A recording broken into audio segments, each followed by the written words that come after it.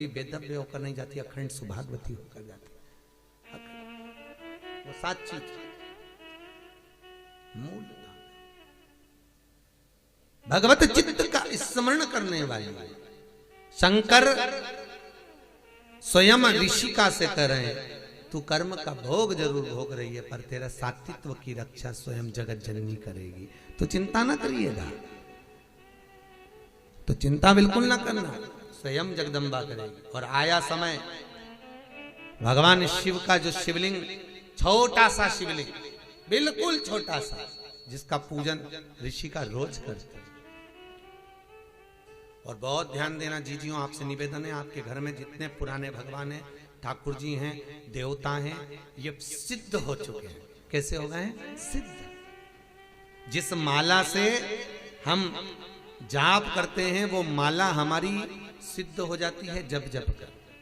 जिस आसन पर बैठकर हम भगवान की कथा सुनते हैं, जिस आसन पर बैठकर हम भजन करते हैं, जिस आसन पर बैठकर हम स्मरण करते हैं, वो सिद्ध हो जाती है हमारी सिद्धता। बड़ा क्रम है हमारा सिद्धता,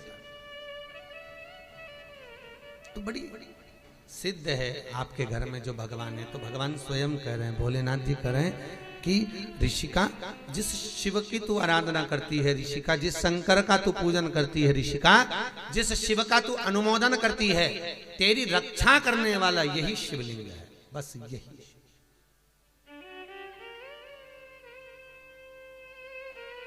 वही शिव।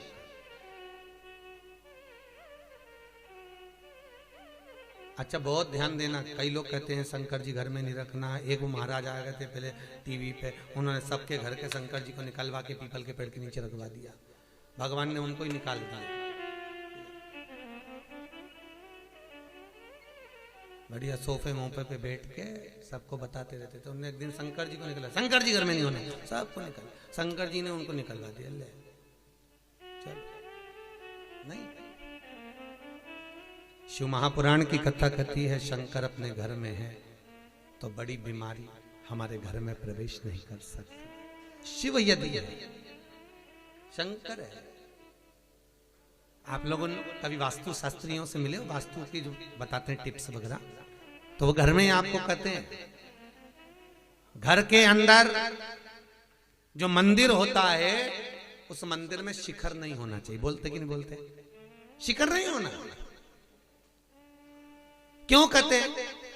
कभी उन वास्तु शास्त्रियों से पूछा कि मंदिर घर में है तो मंदिर में शिखर क्यों नहीं होना चाहिए? तो वो वास्तु शास्त्री कहेंगे कि घर में अगर शंकर का शिवलिंग है तो शिखर की जरूरत ही नहीं है। अपने घर का आखिरी चोर, जो आखिरी का चोर होगा, वो शिखर का ही काम करेगा और जगत का भी कल्याण करेगा। वो जगत का हित करने वाला शिखर।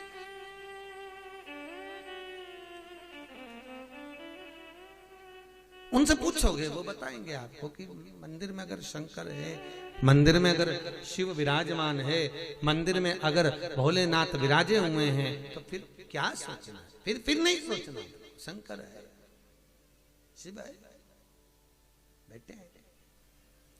अब एक दिन ऋषि का शिव की आराधना में लगी थी, युवानी अवस्था हो गई, और युवानी अवस्था में जब जवान हो गई, बड़ी सुंदर थी वो, अति रमणीय, अति सुंदर, बहुत सुंदर, बहुत सुंदर।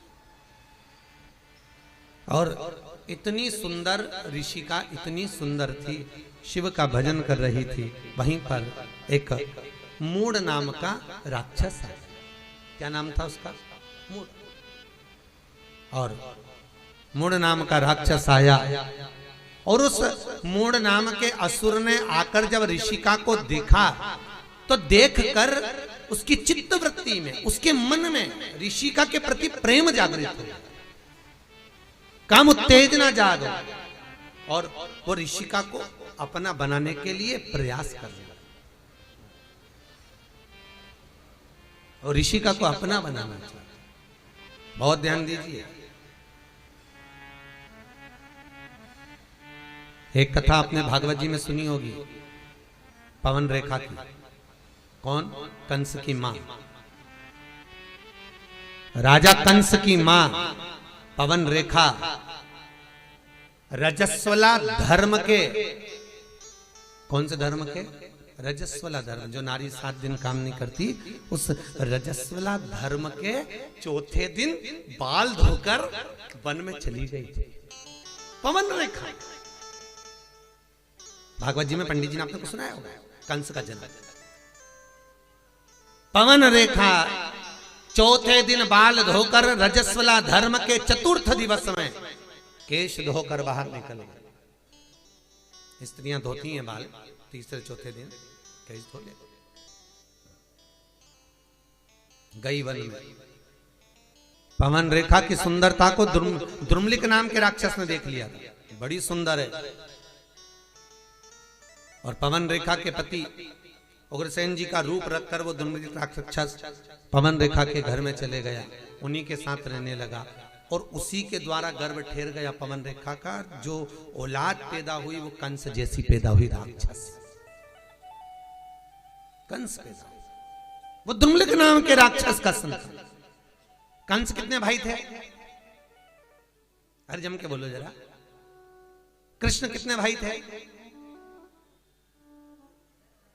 नहीं, कृष्ण पूरे कितने थे? 8। कितने थे? 8। 6 तो वो, 7वें नंबर के दाऊद जी और 8वें नंबर के कनिंग। कृष्ण कितने भाई हैं? 8। कंस कितने भाई हैं? 8। कंस कितने भाई हैं? 8। और 8 भाई राजा कंस के स्वयं को मिलाकर जब 8 है, तो जो 7 भाई थे कंस के, वो भगवान की भक्ति में डूबने वाले थे, स्मरण करने वाले थे, दान पुण्य करने वाले थे, नाम कीर्तन करने वाले थे, नाम स्मरण करने वाले थे। कंस के 8 भाई, थोड़ा प्रश्न बढ़ाइए, कंस के 8 सातों के सातों भगवान की भक्ति में डूबने वाले। और जो 8वें नंबर का जो कंस था वो गलत काम करने वाला। तो सबको आश्चर्य हुआ, बात क्या हुई? तब मालूम पड़ा कि पवन रेखा के गर्भ में जो संतान थी वो द्रुमलिक नाम के राक्षस की थी, इसलिए 8वां गर्भ बिगड़ गया, अष्टम गर्भ खराब। 8 तब मालूम पड़ा। अब मूढ़ नाम का असुर राक्षस ऋषिका को अपना बनाना चाहता था, ऋषि का भजन में डूबी हुई थी। बहुत ध्यान देना साहब, राजा श्वेत भजन में डूबे, मृत्यु देवी को भी मरना पड़ा था, यमराज के भी प्राण छूट गए थे महाराज, यमराज के, राजा श्वेत के कारण। और अब स्वयं ऋषिका जब शिव की आराधना में लगी हुई है, ऋषिका जब भगवान शंकर का भजन कर रही है, ऋषिका जब शिव का स्मरण कर रही है, ऋषिका जब शंकर का अनुमोदन कर रही है, और उसी समय पर जो मूढ़ नाम का असुर आया, शंकर का भजन में तो ऋषिका डूबी थी, स्वयं शंभु प्रकट हो गए और शंकर ने प्रकट होकर उस मूढ़ नाम के राक्षस का संहार करा। ऋषि का चरणारविंद का स्मरण करने लगी, प्रभु इस मूढ़ नाम के असुर ने मुझे गलत दृष्टि से देखा है, गलत दृष्टि से देखा। और मूढ़ नाम के असुर ने जब मुझे गलत दृष्टि से देखा है, तो मेरा जीवन शिव आपको समर्पित करने के लिए नहीं रहा, कुछ कृपा करिए। शंकर भगवान ने गंगा जी को बुलाया। गंगा, इस ऋषिका ने जिस शंकर के शिवलिंग की पूजन करी है, वो शिवलिंग नर्मदा जी के तट पर यहां नंदिकेश्वर के नाम से विराजमान होगा।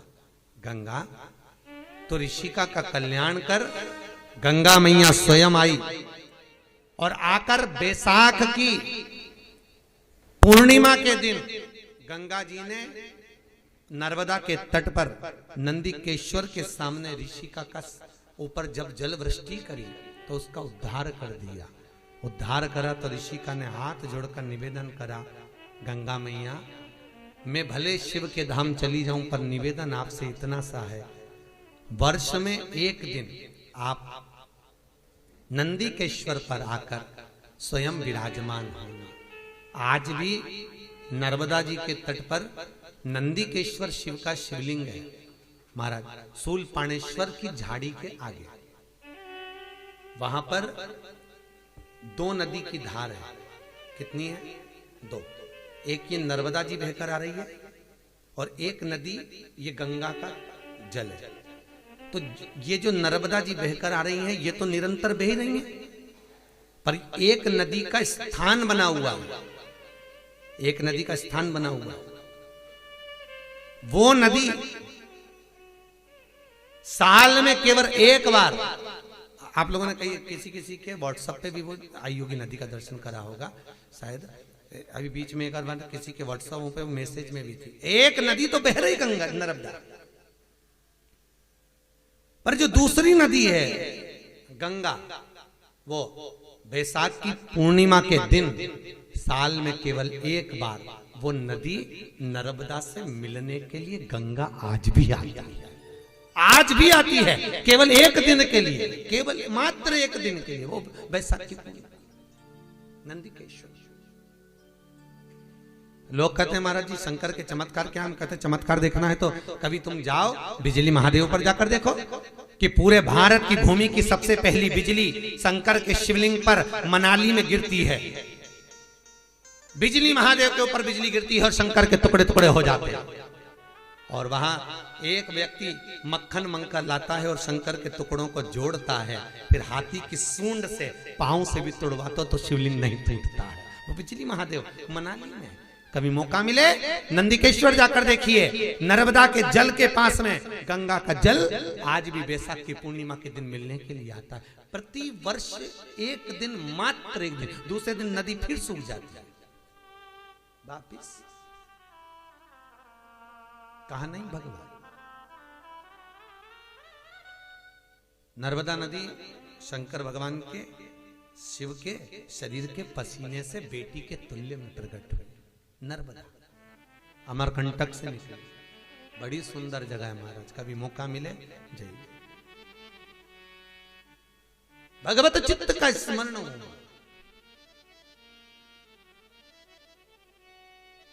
पूरी दुनिया में सारे शिवलिंग पर चढ़ाई हुई वस्तु को नहीं खाया जाता, पर नर्मदेश्वर नर्मदा के जल से निकला हुआ शिवलिंग पर चढ़ी हुई वस्तु खाई जा सकती है, वस्तु पाई जा सकती है, उसका स्मरण किया जा सकता है।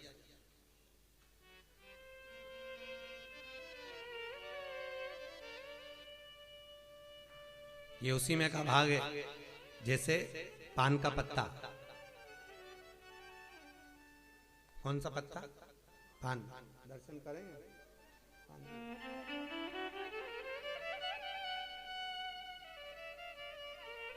ये पान का पत्ता। इस पान के पत्ते पर ये, इसका जन्म कहाँ हुआ आपको मालूम होगा ना? पान का जन्म कहाँ हुआ है?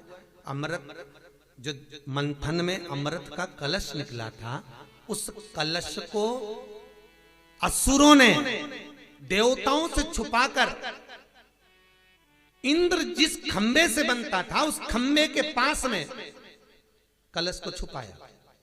वहीं कलश को रखे रखे उस कलश की बूंद नीचे टपक गई थी, तो पृथ्वी से संसर्ग होकर एक बेल उत्पन्न हो गई थी। उस बेल से ये पान का पत्ता उत्पन्न हुआ था। इसलिए पूजन में पान की बड़ी महत्वता होती है महाराज। अमृत का पर इसमें कामता का निवास हो गया। कामता को देखकर दरिद्रता देवी इसमें प्रवेश कर गई। तो दरिद्रता देवी ने कहा इसमें मेरा निवास होगा। देवताओं ने कहा ये तो देवताओं पे भी चढ़ेगा, सबको प्रिय रहेगा ये बीड़ा, ये पान। तो दरिद्रता देवी कहती है मेरा भाग आगे और पीछे रहेगा। इसलिए जब भी तमोली पान बनाने वाले पान जब बनाते हैं तो आगे का भाग तोड़ देते हैं और पीछे का भाग कैंची से, अरे बोलो सही है कि गलत है? तो कई बच्चे पूछते हैं मम्मी इसको पीछे से क्यों काटा, आगे से क्यों काटा, बीच में तो काटा ही नहीं। तो उसका कारण केवल इतना है, इसमें दरिद्रता का जो भाग है वो दो भाग है। दरिद्रता आगे भी निवास कर रही है, पीछे भी निवास कर रही है। इसलिए इसको तोड़कर फिर पान बनाया जाता है, बीड़ा बनाया जाता है। पर पूजन में जल के पात्र में जब तक ये पान डला रहता है तब तक दरिद्रता देवी का दोष इस पान में नहीं रहता। कई कई लोग पूजन करने के बाद पान को थाली में रख देते तो पंडित जी वापस उठा के उसको पानी के कलश में डाल देते। डालते कि नहीं डालते? वापिस पानी के कलश में, क्योंकि अलग रहेगा तो दरिद्रता का भाव रहेगा, उसमें डला रहेगा। तुम किसी तमोली की दुकानों पर भी जाकर देखना, जो पान बेचते हैं वो अगर पान का ढेर रखेंगे तो बार बार पान पर पानी का छींटा देते रहेंगे। देते कि नहीं देते? पानी का छींटा देते रहेंगे, उसको गीला रखेंगे। भले पानी से वो सड़ रहा है, पानी से गल रहा है, तो भी उस पर जल का छींटा देंगे, क्योंकि पानी में जब तक है तो उसमें दरिद्रता का भाव नहीं। पानी से सूखा दरिद्रता का भाव प्रकट हो जाए। तो शंकर का जो मिलन है महाराज, शिव कह रहे हैं तू गंगा नर्मदा के इस नंदिकेश पर तू आ और मिल। तो जो कहते हैं कि भगवान कहाँ है, हम कहते हैं एक बार जाकर जरूर देखो साहब, जरूर देखा। उसकी प्राप्ति का केंद्र बिंदु है, वो जो अवश्य प्राप्त होता है। शंकर की कथा कहती है, ऋषिका शिव के धाम में चली जाती है, देवताओं ने पुष्पों की वृष्टि करी है, गंधर्व गान करे हैं, अप्सरा नृत्य करी, चारों तरफ सुख समाहित हो जाता है, सुख समाहित। इधर भगवान शिव की कथा कहती है, शंकर भगवान अनुमोदन करते, आनंद के सुख की राशि है, सुंदर मंगल विवाह प्रसंग का स्मरण हुआ। शिव जी का विवाह पार्वती के साथ हुआ, कल अपने कथा में सुना। पार्वती और भगवान शंकर का जो विवाह हो रहा है, शिव और पार्वती का जो मंगल विवाह हो रहा है, अपन कल कथा में उसको श्रवण करें। और फिर ध्यान देना, शंकर विश्वास है, पार्वती श्रद्धा है, और शिव और पार्वती का विवाह नहीं है, ये विश्वास और श्रद्धा का मिलन है। आज के जमाने में ये दोनों चीजें किसी के घर में नहीं है। क्या क्या चीज बोलो जम के? विश्वास और श्रद्धा, ये दोनों चीज लोगों के घर से चली गई। ना विश्वास रहा ना श्रद्धा रहा। भाई भाई पे विश्वास नहीं करता, देवरानी जेठानी पे विश्वास नहीं करे, जेठानी देवरानी पे नहीं करे, सास बहू पे नहीं करे, बहू सास पे नहीं करे। और जरा विचार करो, कितना विश्वास था पहले के समय में, कितना विश्वास। और आज भी जितना विश्वास सास के मन में बहू के प्रति रहता है, उतना बहू के मन में सास के प्रति नहीं रहता।